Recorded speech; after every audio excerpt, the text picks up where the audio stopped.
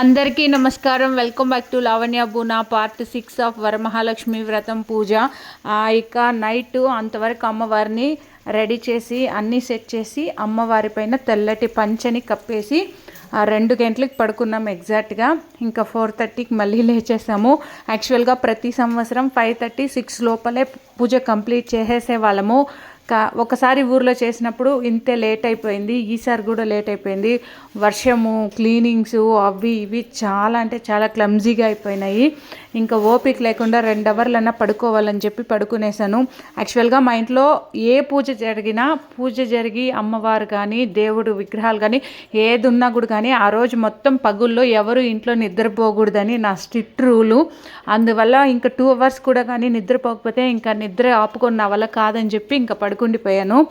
ఇంకా 4:30కి అలా లేచి అమ్మ ఫస్ట్ స్నానం చేసి గ్యాస్కి పూజించేసి ఫస్ట్ పాయసం పెట్టి ఇంకా నైవేద్యాలు స్టార్ట్ చేసేసారు. ఇంకా వదిన స్నానం చేసుకొని వదిన ముగ్గులు వేయడం స్టార్ట్ చేసింది. అసలు కలర్లంతా వద్దు, వర్షం వచ్చేలాగే ఉంది అనుకొని వేసాము.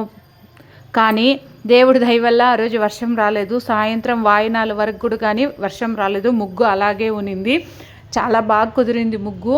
ఎప్పుడు ముందు రోజు రాత్రి ముగ్గులు వేసి కలర్స్ దండిగా వేసేసే వాళ్ళము. ఈసారి వర్షం కారణంగా పొద్దున్నే చేసుకున్నాము.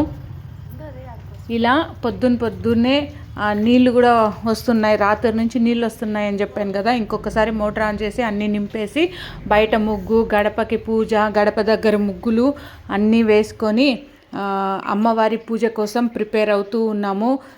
అమ్మవారిని ఇలా పూలతో 5 రకాల పూలతో రెడీ చేసుకొని, మొగిలి పువ్వు అమ్మ చిత్తూరు నుంచి తెచ్చారు. మొగిలి పువ్వు కూడా పెట్టుకున్నాం ఈ సంవత్సరం అమ్మవారికి. ఇంకా అమ్మ నైవేద్యాల కోసం అన్నీ ప్రిపేర్ చేస్తుంది. ఏ నైవేద్యాలు చేశారని నెక్స్ట్ వీడియోలో చూపిస్తాను. ఒక్కొక్కరుగా స్నానం చేసుకొని పూజ కోసం రెడీ అవుతూ ఉన్నారు.